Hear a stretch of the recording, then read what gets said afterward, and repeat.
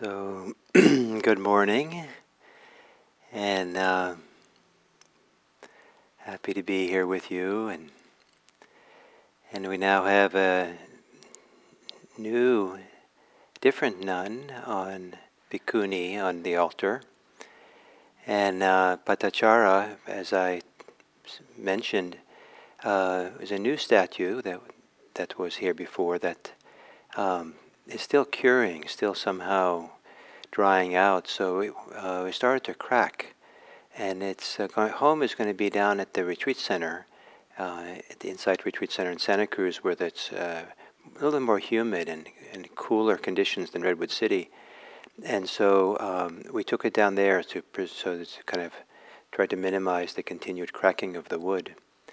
And so in her place, I put her elder in the monastic lineage, a woman named Mahapajapati, who was not only the first Buddhist nun, but was the one who requested from the Buddha the permission to be ordained as a nun, and therefore opened the doors for many women afterwards her to become Buddhist monastics, and Patachara was one of them.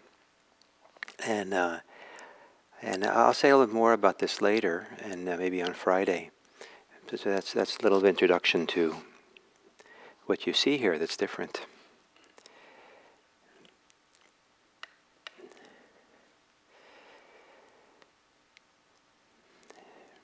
So one of the useful qualities for the ongoing and day in, day out, and breath in and breath out practice of meditation and Buddhism is a quality called resolve or determination.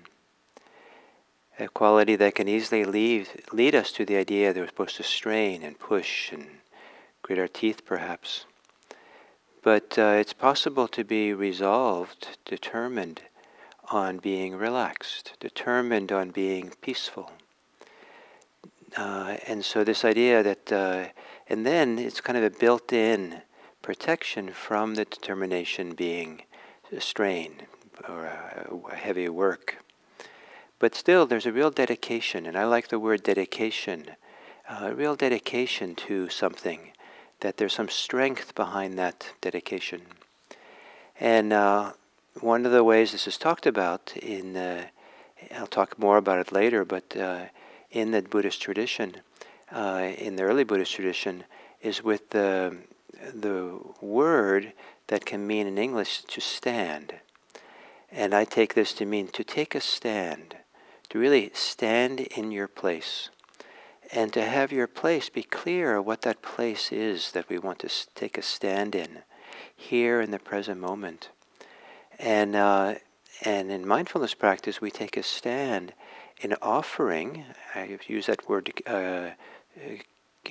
intentionally, offering our presence, our attention to our experience, our embodied experience of the present moment. And to take a stand in this present moment experience, not to be strained or not to have a heavy thing, but to really kind of a strength, a determination, a clarity. This is where I stand. This is the grounding for where my life will flow from.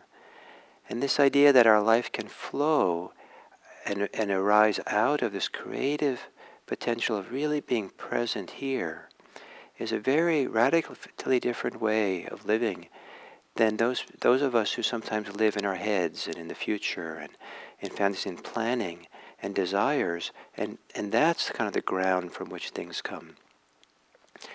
So here we are in meditation for the next few minutes, and so to take a stand, metaphorically, to let yourself be rooted here.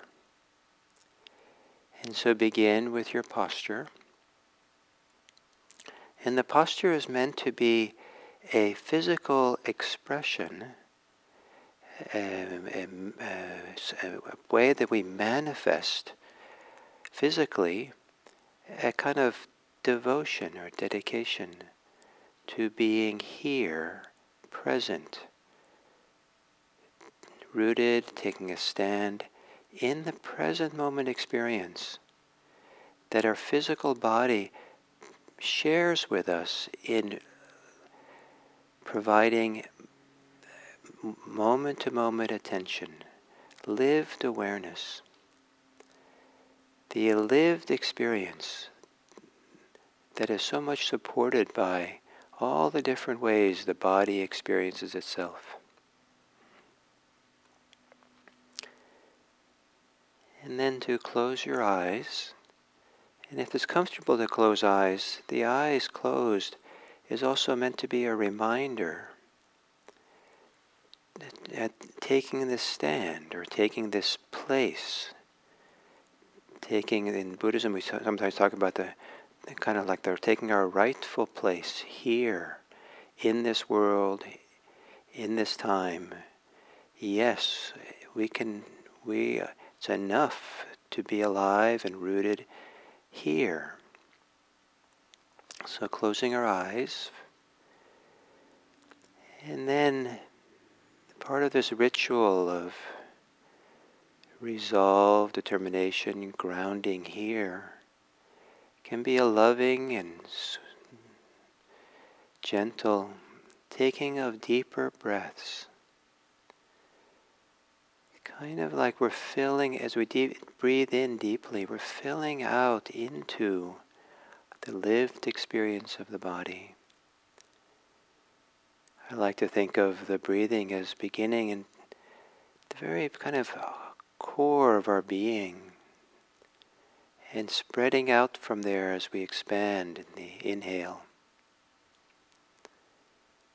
And then the exhale is a coming back to the center, to the core, returning.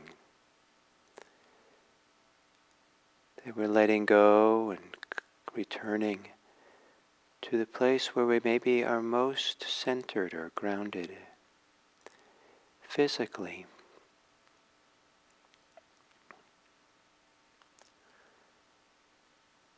And then letting the breathing return to normal.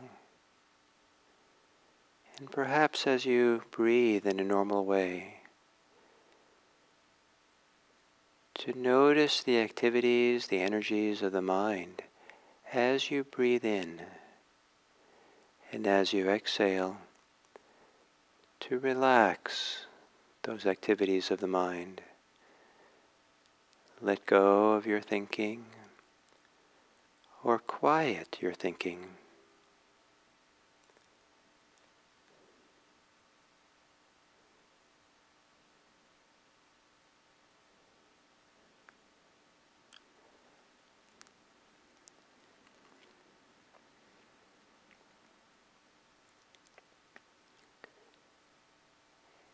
And then,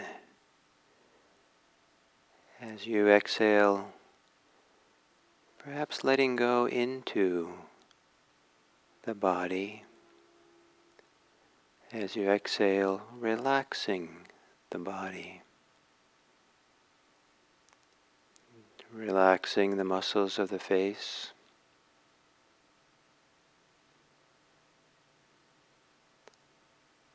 Relaxing the shoulders.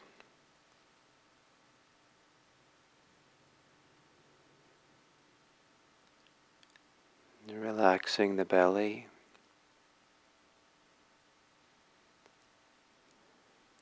And relaxing into the core of our being.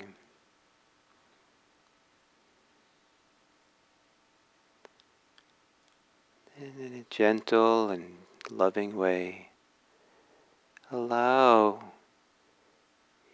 your immediate physical embodied experience to be the place of grounding, place where you stand. A kind of gentle determination and resolve. Don't mind if you wander off.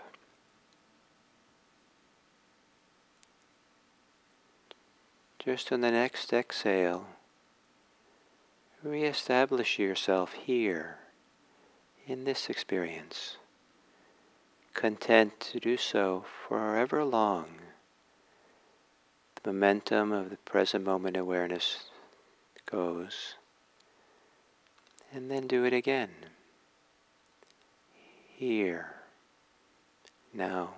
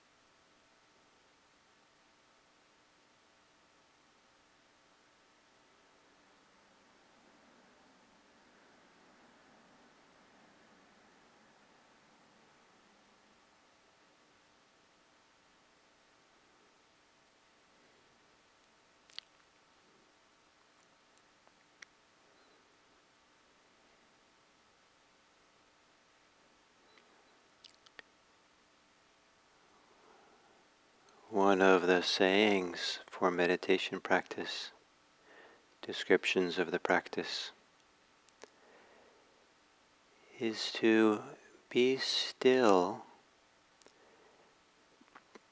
and gaze upon everything kindly. Be still and gaze upon everything kindly, where the idea of everything is central to this little saying. And everything includes the world around us. And I hope that as we learn to deepen, develop our meditation practice, that we're learning the ability to have a stand or be rooted in a place of attention, in a place of clear mindfulness that's not easily pushed around, not easily agitated. And in this stand, this mindful stand, that our care, our kindness, extends outwards in all directions. And then meditation practice itself as a support for being in the world caringly, kindly, compassionately. And at the end of all kind of Buddhist events, practices, there's a custom to do a dedication of merit, which I translate as being actively considering how the benefits that we receive from the practice can be shared with others. How the benefits of how we practice can be turned outwards for the welfare and happiness of all beings. Maybe in small ways that we treat others more kindly, care for others compassionately.